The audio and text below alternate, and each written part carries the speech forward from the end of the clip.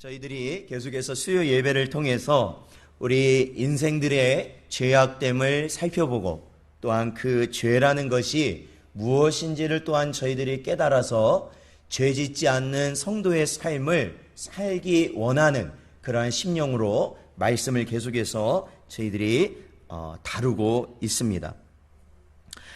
우리에게는 반드시 필요한 게 있죠. 그것은 바로 하나님의 은혜인 줄로 믿습니다. 그렇죠. 은혜 없으면 살 수가 없는 것이죠. 은혜 아니면 살 수 없네 라는 그러한 찬양도 있는 것처럼 우리가 매 순간 은혜가 아니면은 사실은 살아갈 수 없는 것입니다.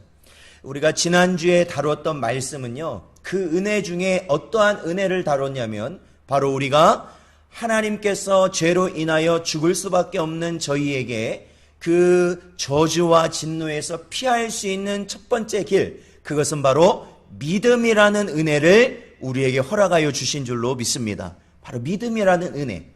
예수 그리스도를 믿는 그 믿음이라는 은혜를 우리에게 허락하여 주신 거죠. 제가 오늘 예배에 오기 전에 이제 오늘도 신방을 이제 돌고 3시쯤 이제 집에 들어가서 저희 큰애가 이제 학교에서 와서 이제 있더라고요. 있어서 이제 저도 예배 준비를 한다고 이것저것 준비를 하다가 문득 제가 큰애한테 이렇게 물었습니다. 은서야, 은서는 예수님을 믿니? 라고 이렇게 물었어요. 이제 8살이에요. 8살. 그러니까 은서가 뭐라고 말하냐면 네, 저는 예수님을 믿어요 라고 말을 해요. 보통은 여기까지 하고 질문을 안 하는데 제가 좀 짓궂지 않습니까? 그죠? 아버지인데도 참 짓궂어요. 그래서 제가 은서에게 또 다른 질문을 합니다. 은서야, 그러면 너는 예수님의 뭘 믿는 거야? 라고 물었어요. 보통 예수님 믿는다고는 하는데 우리가 예수님의 뭘 믿느냐고 그러면 갑자기 좀 약간 벙찌는 분위기가 돼요. 이렇게 어른분들하고도 이야기하다 보면. 그런데요, 저는 은서가 대답을 못할 줄 알았어요. 그게 무슨 의미인지를 모를 줄 알았어요. 그런데 은서가 바로 저한테 이렇게 얘기를 하는 거예요. 저는 예수님이 하나님이신 걸 믿어요. 이렇게 말을 하는 거예요. 예. 제가 그때 이제 다른 말은 안 했지만 예수님께서 제자 베드로에게 하셨던 말씀을 떠올리게 됐습니다. 네가 그러한 대답을 한 것은 혈과 육, 아버지가 목사라서 하는 게 아니라 하늘 아버지께서 내게 주신 은혜다라고 말하고 싶었어요. 사랑하는 성도 여러분, 믿음이라는 것이 그래서 중요합니다. 믿음이라는 것은 우리가 얻고자 해서 얻을 수 있는 것도 아니고 하나님께서 우리에게 허락하셔야만 얻게 되는 거예요. 그래서 그것을 뭐라고 말하냐면 바로 은혜다라고 말하는 것이죠. 언제나 그러한 믿음 가운데 살아가시는 여러분 되시기를 축원드립니다. 그리고 이 믿음과 또 하나 우리가 하나님께서 죄인들에게 베푸신 진노와 저주를 피할 수 있는 길이 뭐냐면 바로 회개라는 길이 있습니다. 회개. 바로 이제 오늘 저희가 본문 말씀에서 보았던 회개, 그것은 어떠한 회개라고 오늘 본문 말씀은 이야기하고 있냐면 바로 생명 얻는 회개라고 이름 붙여져 있습니다. 그래서 믿음과 회개라는 것은 반드시 함께 이루어지는 것이지 별개로 있는 것이 아니다라는 것이죠. 별개로 있는 것이 아니다. 그래서 오늘 저희들은 이 회개라는 바로 이 하나님이 우리에게 허락하신 그 은혜의 길을 살펴보려고 합니다. 여러분, 이 회개라는 것에서 중요한 포인트는 뭐냐면은 바로 우리가 누구인지 깨닫는 겁니다. 즉, 나 자신이 어떠한 존재인지를 깨닫는 것이 중요합니다. 자, 우리 에베소서 1장을 한번 볼까요? 예, 에베소서 1장 18절 말씀입니다. 오늘하고 절수가 본문하고 똑같네요. 에베소서 1장 18절 말씀이에요.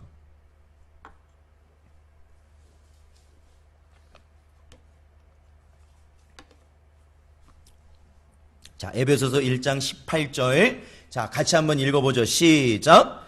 너희 마음의 눈을 밝히사 그의 부르심의 소망이 무엇이며 성도 안에서 그 기업의 영광의 풍성함이 무엇이며 아멘. 그렇습니다. 하나님께서 우리에게 회개할 수 있는 길을 열어주실 때 반드시 우리에게 주시는 그것이 뭐냐? 그것은 바로 우리 마음에 뭘 밝히신다? 눈을 밝히신다라는 거죠. 눈을 밝히신다. 하나님이 주신 모든 은혜를 우리가 받기 위해서는 하나님이 우리의 눈을 밝혀주셔야 돼요. 그런데 그것이 어떤 눈이에요? 육신의 눈입니까? 그냥 흐릿하고 안 보여서 병원에 가서 백내장 수술하셔가지고 와 눈이 환하게 잘 보이는 그것을 하나님이 열어주신다는 걸까요? 아니죠. 바로 영안을 열어주신다라는 거예요. 믿습니다. 영안이에요. 영안. 우리의 영안을 열어주신다라는 것이죠. 우리의 영안을 열어주실 때에 하나님께서 어떠한 것을 우리가 깨닫게 하시냐면 바로 나 자신이 죄인임을 깨닫게 해주신다라는 것이죠. 정말로 나 자신이 얼마나 추악하고 얼마나 더럽고 얼마나 하나님 앞에서나 세상 앞에서나 악한 자인지를 하나님은 보게 하신다라는 거예요. 무엇을 열어서? 우리의 영안을 열어서 보여주신다라는 것이죠. 그러므로 우리는 우리 자신의 마음속에 하나님의 영이신 성령 하나님이 거하셔서 성령 하나님께서 우리의 영의 눈, 죽어서 보이지 않는 영의 눈을 띄워주셔가지고 이제는 우리가 우리의 실체를 볼 수 있도록 하신 것이다라는 겁니다. 실체를 볼 수 있도록. 그게 뭐예요? 제가 얼마 전에 어떤 이제 뉴스들을 보다 보니까 그거 있죠. 이 공산권에 있는 나라들, 북한이라든지 아니면 중국이라든지 아니면 러시아라든지 그런 등등의 나라들 보면요, 과거에 그 나라의 통치자, 그러니까 북한으로 말하면 김일성이 있죠. 그리고 김정일이 있죠. 이미는 죽었죠. 그런 사람들을 어떻게 하고 있다고 혹시 아세요? 어떻게, 죽은 사람들을 어떻게 하고 있어요? 죽은 사람들을 산 사람처럼 만들어가지고 유리관이나 그런 곳에 전시를 해놓은 거예요. 전시를. 그러니까 북한에서도 보니까 그 기술이 자기들은 없으니까 이 러시아 같은 나라, 러시아에서 원래 그걸 잘하니까 그 나라에서 기술자들이 와서 그거를 관리를 해준다고 그러네요. 돈을 내고. 여러분 중요한 건요, 가서 보면 그 죽은 사람, 분명히 죽었다는 걸 알고 있음에도 불구하고 그 사람의 모습이 산자와 똑같다라는 거예요. 오히려 살아있을 때보다 더 생생한 모습으로 그 유리관 속에 누워있더라는 거예요. 근데 여러분, 그 사람이 죽어 있어요? 사실은 살아있어요? 죽어 있다라는 것이죠.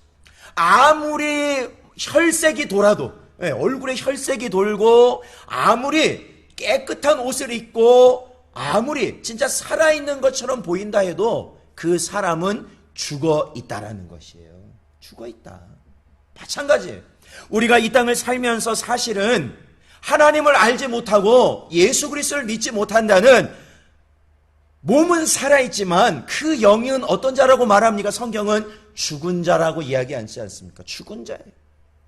겉으로 보기에는 명석하고 겉으로 보기에는 권세가 있고 정말로 많은 능력을 가지고 있는 사람이지만 그 안에 예수 그리스도가 없을 때는 그를 죽은 자라고 우리는 얘기하거든요.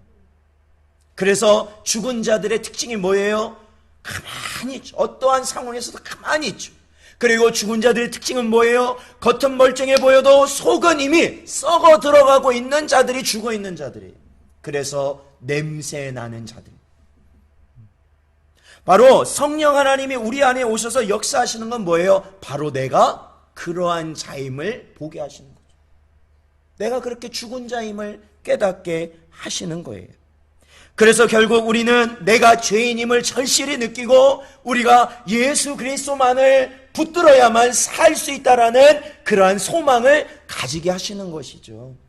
저희가 그 복음서에 보면은 예수님께서 마을을 다니시면서 설교도 하시지만 병든 자를 치료해 주시잖아요. 귀신 들린 자 치료해 주시잖아요. 귀신을 물러가게 하시잖아요. 그런데 보면은 병든 자들이 예수님 앞에 찾아올 때 어떠한 심정으로 찾아오는 것 같아요? 예수님 아니면 이제 우리는 소망이 없습니다예요. 그러니까 다른 사람이 다 뭐라고 해도 끝끝내 예수님께 나아가서 예수님의 옷자락을 붙들고 아니면 예수님을 향해서 소리 지르면서 예수님 지나가지 마시고 나 좀 살려달라고 간절하게 애원하는 모습들을 볼 수 있는 거죠. 그게 뭐냐? 저는 죽을 수밖에 없는데 예수님만 나를 살리실 수 있다라는 거예요. 육신의 것도 그러한데 우리의 영적인 길도 마찬가지죠. 영원한 생명 역시 누가 주실 수 있는 거예요? 예수님 한 분만이 주실 수 있는 것이다.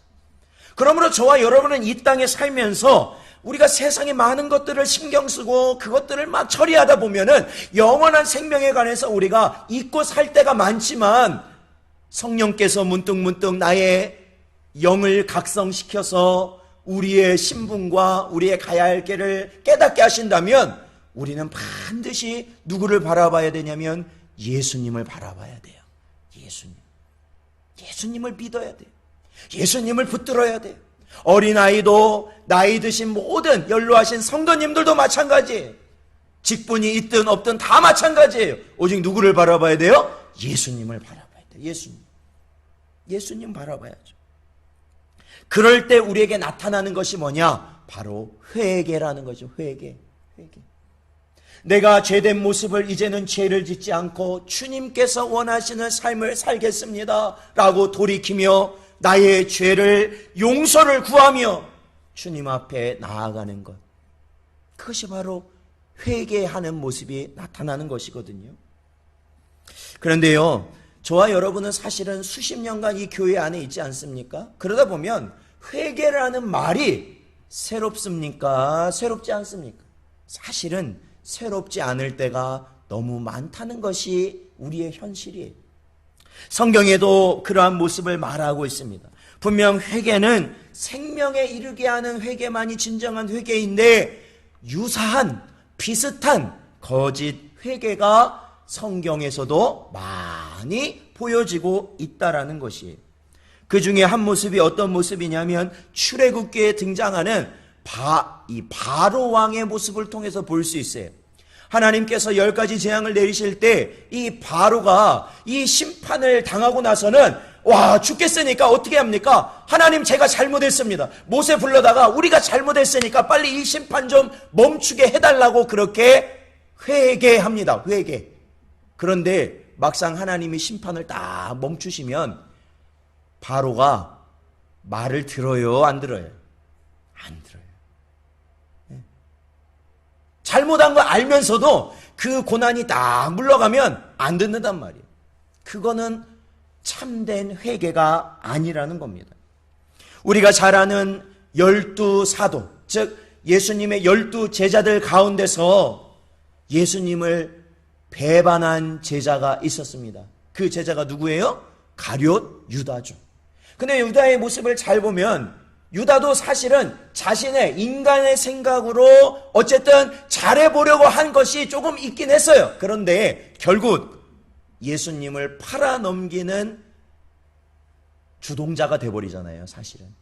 그리고 나서 그 예수님께서 끌려가시고 이제는 죽게 생기신 그러한 상황에서 가룟 유다도 뭘 느끼냐면, 양심에 뭘 느꼈냐면 가책을 느꼈다라는 거예요. 가책.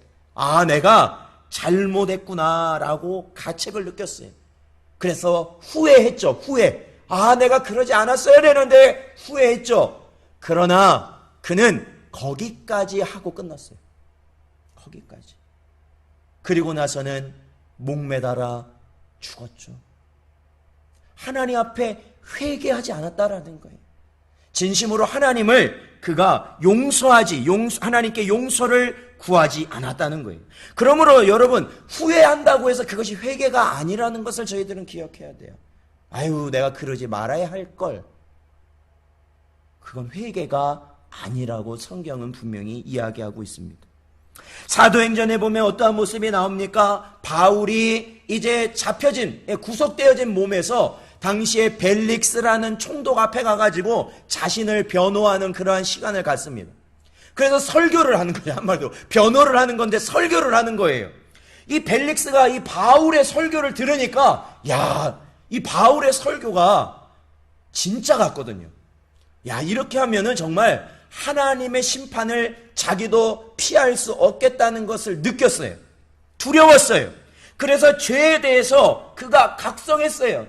그러나 거기까지였다라는 거예요. 진심 어린 회개를 그는 하지 않고 거기까지만 갔어요. 그러니까 우리가 하나님의 말씀을 듣고 야 두렵다, 거기까지가 가는 것은 회개가 아니라는 것이죠. 결국에는 이런 류의 회개들, 그러니까 방금도 말씀드렸던 것처럼 이런 류의 회개들은 결국에는 하나님의 말씀과 능력을 통해서 자신이 죄인이고 죄를 진 것까지는 알겠는데 거기까지만 하는 모습들이라는 것이죠. 이 반쪽짜리 회개. 그래서 정작 죄에서 떠나야 되는 것은 하지 않는 그러한 회개. 그것은 회개가 될 수 없다라는 거예요. 그러니까 예전에도 제가 어린 시절에 보면은 교회에서 얼마나 많은 분들이 기도하시는지 몰라요. 그런데 그 기도 가운데 보면은 회개의 기도들도 많이 있었어요. 그런데 그분들이 나와서 회개 기도할 때 눈물을 흘리면서 기도하시거든요. 눈물을 흘리면서 기도해요. 그런데 눈물을 흘리고 나서 그분들이 은혜 받고 돌아간다라고 말씀하시면서 왜 은혜 받았냐는 그러한 질문에는 이렇게 대답하세요. 한바탕 울고 나니까 속이 시원하다. 그게 무슨 의미예요? 결국 그 죄의 길에서는 떠나지 않겠다라는 거예요. 그러니까 자꾸 죄를 지니까 가슴이 답답하고 먹먹해서 교회 와서 부르짖고 나니까 결국에는 자신이 죄의 길에서 떠나는 게 사실 하나님이 원하시는 건데 그냥 부르짖고 나니까 속이 좀 시원한 것 같다. 그리고 나서 똑같이 그 죄의 길을 가게 되더라는 거죠. 이것은 어디에서 볼 수 있냐면 구약 성경에 나오는 아합 왕이라는 사람이 나와요. 아합 왕. 이스라엘 왕 중에 악하다고 소문난 왕 아합 왕. 그 아내가 이름이 나와요. 세 글자 혹시 저와 종친이에요. 아세요? 이세벨이라고. 경주이신지는 잘 모르겠지만 사실은 이세벨이라고 같은 성씨를 가졌어요. 근데 그 이세벨이 악하잖아요. 그러니까 이 아합 왕이 어느 날 왕궁에서 창밖을 보니까 나봇의 포도원이 있는데 참 그 포도원을 보니까 자기 정원으로 삼으면 참 좋겠어요. 거기 텃밭으로 삼으면 참 좋겠어. 그런데 그걸 함부로 할 수가 없는 거예요. 왜냐하면 이스라엘 사람들은 그 유업이 하나님이 주신 것이고 그것은 조상 때부터 물려받는 것이기 때문에 막 마음대로 사고 팔고 그런 거를 하지 않는 거예요. 조상의 기업이기 때문에. 그런데 아합 왕도 그걸 알고 있으니까 말을 못 하겠는 거예요. 근데 이세벨이 딱 와서 충동질을 하죠. 그래서 결국 어떻게 합니까? 이 나봇을 누명을 씌워가지고 결국 나봇을 죽이고 그 밭을 차지하게 됩니다. 그랬을 때 하나님께서는 이것을 다 보고 계시다가 결국에는 엘리야, 이게 다 끝나고 나서 엘리야를 보냅니다. 그래서 엘리야를 보내서 앞으로 이 아합 왕이 얼마나 비참한 저주를 받을 것인지, 또 이세벨이 어떠한 상황에서 죽음을 맞을 것인지 그것을 예언하도록 엘리야를 보냅니다. 그랬을 때 아합 왕이 그 얘기를 듣고 슬퍼하였어요. 애통해하였어요. 야, 우리는 죽었구나 애통하였어요. 그러나 중요한 건 뭐예요? 죄의 길은 떠나지 않았다라는 것이. 하나님을 섬기지 않는 그 길을 떠나지 않았다라는 거예요. 또한 이러한 모습은 신약 성경에 또 나와요. 그건 누구냐면 바로 헤롯 왕이었어요. 예수님을 죽였던 그 헤롯 왕이 아니라 그 다음 헤롯 왕인데, 그 헤롯 왕이 당시에는 세례 요한이 사역을 하던 때였는데, 세례 요한이 이 광야에서 사역하면서 했던 말이 뭐냐면 이 헤롯 왕이 잘못하고 있다라는 거예요. 하나님의 말씀을 어기고 있다라는 거예요. 그랬을 때 헤롯 왕이 요한의 그 설교를 듣고 분명 자신의 잘못을 이야기하지만 그것을 성경에 보면 달게 받았다라고 얘기하고 있어요. 그래, 내가 잘못하고 있구나라는 것을 그가 깨달았다고 말하고 있어요. 그런데 여러분, 나중에 어떻게 돼요? 그 헤롯 왕이 세례 요한을 어떻게 합니까?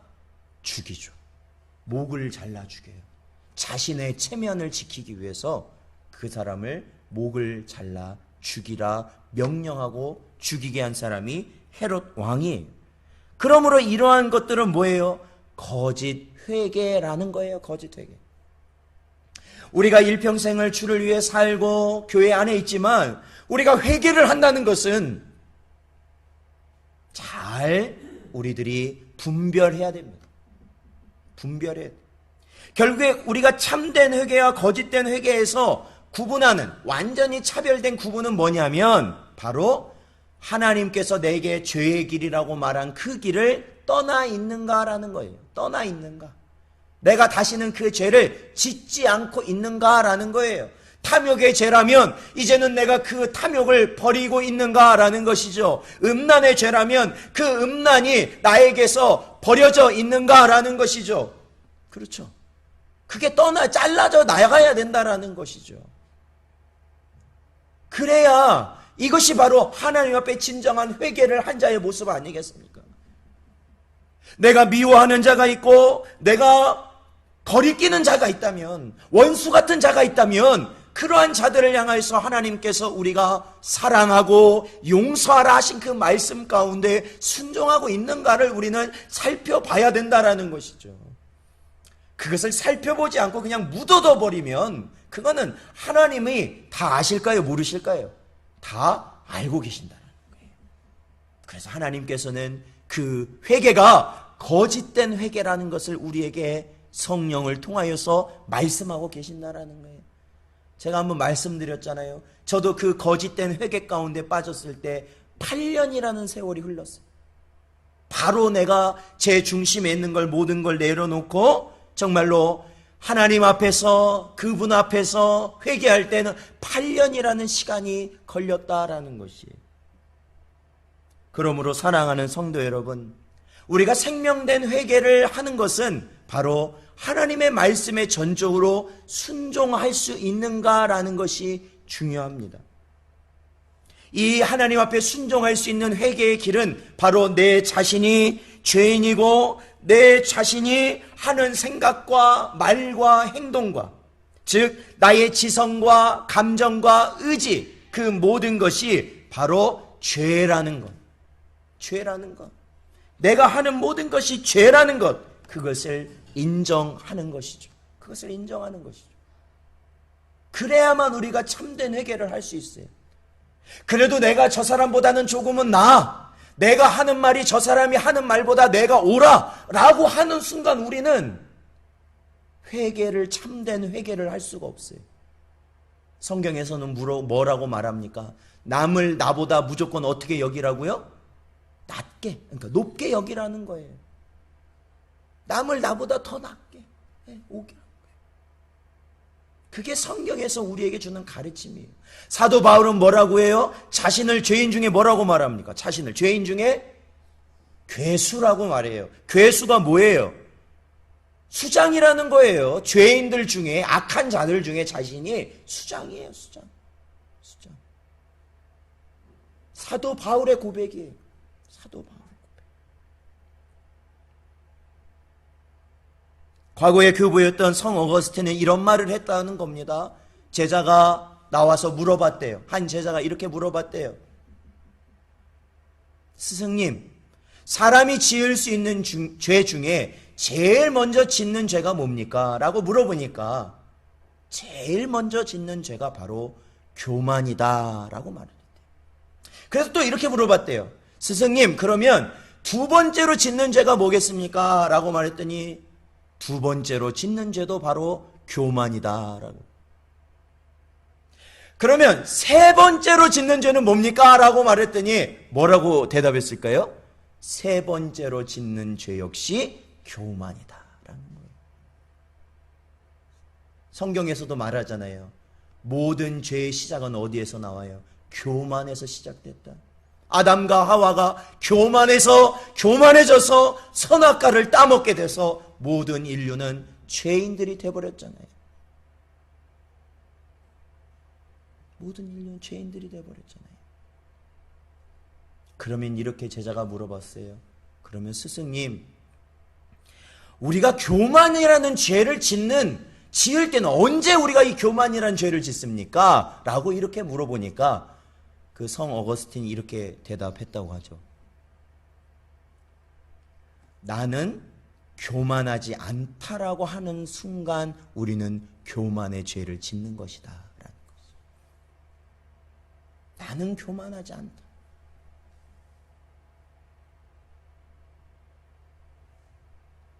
사랑하는 성도 여러분, 우리는 내 자신이 우리의 지성과 감성과 우리의 모든 의지가 죄인이라는 것을 인정한다고는 고백하지만, 그것을 바로 인정한다는 것은 뭐냐면, 나는 바로 죄인 중에 괴수이고, 나는 언제나 겸손하지 못하고 교만한 자이며, 나는 언제나 하나님을 대적하는 자임을 내 스스로가 항상 인정해야 되는 거예요. 사랑하는 성도 여러분, 죄 지은 사람은 뭐가 없다고 그래요? 죄 지은 사람은 뭐가 없어요? 죄 지은 사람은 뭐가 없다고 그러죠? 죄인은 말이 없다라는 거예요. 그래서 저희 아이들도 엄마 아빠가 하지 말라는 거 잘못을 딱 하게 되면은 아이들이 어떨까요? 그 순간 막 떠들다가 갑자기 그 순간 어떻게 되냐면 조용해지는 거예요. 왜? 죄를 져서 혼날 거니까. 그거예요. 죄인은 말이 없어요. 우리가 죄인이라면 우리 역시 마찬가지죠. 하나님 앞에서도 그렇고 우리의 삶의 영역에서 만나는 모든 사람 앞에서도 그렇고 우리는 말이 없어요. 왜? 나는 죄인이니까. 그리고 상대방에서 얘기하는 것이 맞으니까. 그것을 인정하는 거죠. 그것이 인정하기 어렵죠. 그때는 뭐예요? 나의 육성이 살아나기 때문에 그렇거든요.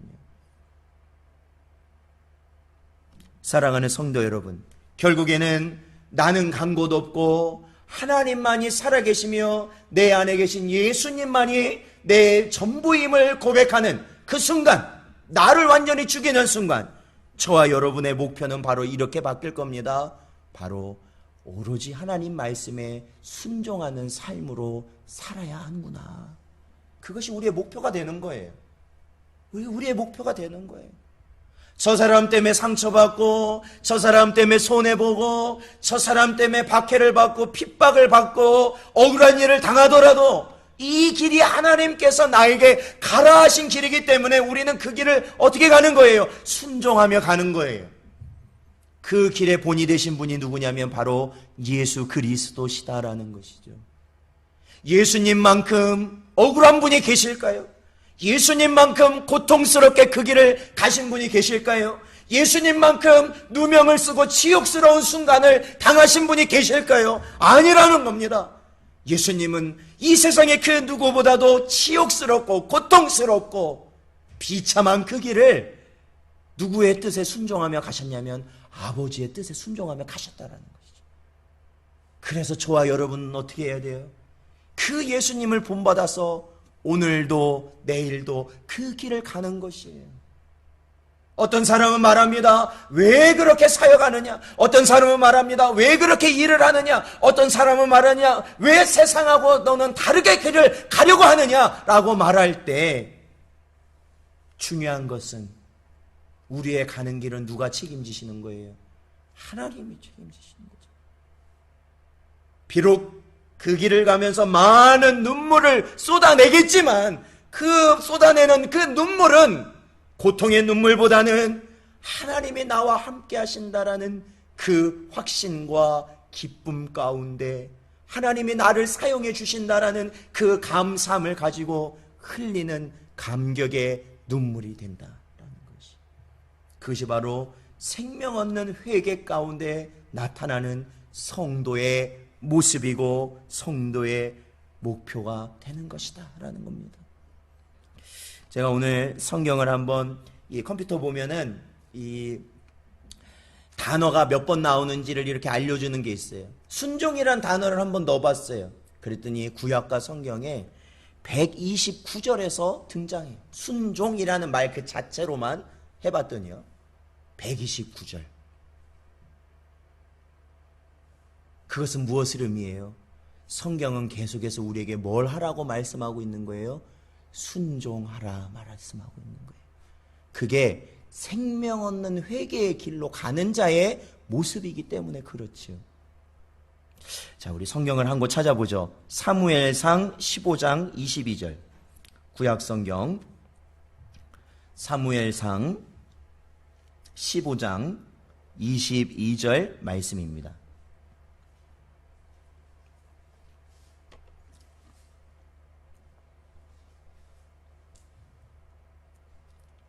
사무엘상 15장 22절 말씀 함께 읽어보겠습니다. 15장 22절 자 읽겠습니다. 시작. 사무엘이 이르되 여호와께서 번제와 다른 제사를 그의 목소리를 청종하는 것을 좋아하심같이 좋아하시겠나이까. 순종이 제사보다 낫고 듣는 것이 순양의 기름보다 나으니. 아멘. 그렇습니다. 사랑하는 성도 여러분, 우리 신성전원교회가 앞으로 하나님이 택하시고 또한 예수 그리스도께서 원하시는 그러한 참된 교회로 가는 길이 어떤 길일까요? 오늘날 위기 가운데 있는 한국 교회라 붙여진 이 시대에 세워져 있는 이 수많은 교회들이 하나님이 원하시는 교회로 나아갈 수 있는 길은 무엇일까요? 그것은 바로 순종이라는 길로 가야 되는 겁니다. 순종. 하나님의 말씀은 이렇지만 나는 할 수 없다. 하나님의 말씀은 이렇지만 우리 가정은 할 수 없다. 하나님의 말씀은 이렇지만 우리 교회는 할 수 없다 라고 말한다면 이제는 더 이상 그 사람은 하나님의 사람이 아니고 그 가정은 하나님의 가정이 아니고 이 교회는 하나님의 교회가 될 수 없는 것이. 그러므로 저희들이 언제나 오늘 주신 말씀 통해서 생명 얻는 회개, 바로 하나님의 말씀에 온전히 순종하며 살아가는 그 삶이 우리의 모습이고 우리 가정의 모습이고 우리 교회의 모습으로 이 땅 가운데 하나님이 원하시는 그 길 갈 수 있는 저희가 될 수 있도록 언제나 하나님의 은혜의 길을 가는 저와 여러분 되시기를 주님의 이름으로 축원드립니다.